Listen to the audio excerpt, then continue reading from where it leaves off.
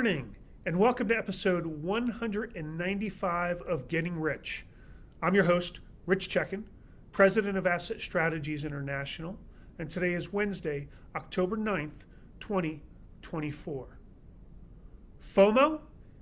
No. I am hearing more and more often from clients that they have missed the boat. They feel they have missed the boat, that this bull market rally in gold has gone too far. They were on the sidelines, they never got in, and they missed the opportunity, the fear of missing out. And I can tell you, nothing could be further from the truth. So today we're not going to deal with any numbers. They're immaterial at this point. What I want to talk about is the signs actually you should be looking for in order to tell you that this bull market rally may be coming to an end. Okay, so first up, let's look at the duration of the bull market. Typically, bull markets in commodities and or precious metals tend to be long in the tooth.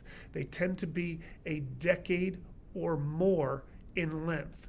Now, most people feel that this current bull market in precious metals started when gold broke through $1,500 an ounce. I tend to be in that camp as well, which tells me we have several years left before this bull market is over. Again, the last bull market lasted 10 years. The one before it lasted 10 years.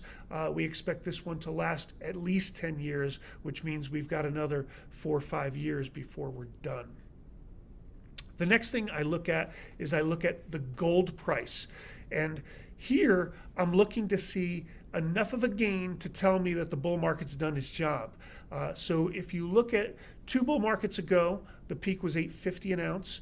You look at last bull market, the peak was $19.11 or $19.21 an ounce. So you're looking at a gold price of 2 to 3 times the previous bull market high. I would expect to see the same thing here, which means we're looking at somewhere between $3,800 and $4,700 in a gold price before I think the bull market's over. Gold-silver ratio. The number of ounces of silver it takes to purchase 1 ounce of gold. Typically, when a bear market ends, we're somewhere at 80 plus, and we still are today at 80 plus. We're about 84 or so. And when the bull market tends to be over, when we're about to turn bear, we're looking for a number of somewhere between 35 and 50. We are nowhere near that point at this time. The next factor I look for to see if the bull market is coming to an end is sentiment. Is everybody on earth talking about gold? When you get in an Uber, is the Uber driver telling you how much money he made in gold or silver? The shoe shine guy, the clerk at the grocery store, is everybody sharing that information? And the answer is simply no. We are nowhere near that point. In fact, Western investors haven't even started to get into this market yet. Sentiment is nowhere near the peak that we would expect for the end of a bull market. Interest rates. Interest rates tend to go higher as we end a bull market, or at least it could be a deterrent to owning gold at the end of a bull market. And the Fed was on pace. They were up to 5.25% to 5.5% in this current bull market with interest rates. However, that wasn't quite enough to stop the buying in gold, and they've already reversed direction severely with a 50 basis point rate cut. So the bottom line is interest rates are not having an impact, not dissuading people from owning gold. The US dollar is another thing we look at to gauge whether the bull market's over. Is it strong? If it is, then gold tends to take the other side of that trade. It tends to be weak. And if it's weak, gold tends to be strong. Right now, the dollar's lost about 5% since the summer. It's lost 14% since its recent peak within a year or year and a half. So the dollar is absolutely not strong. It is not showing signs of strengthening.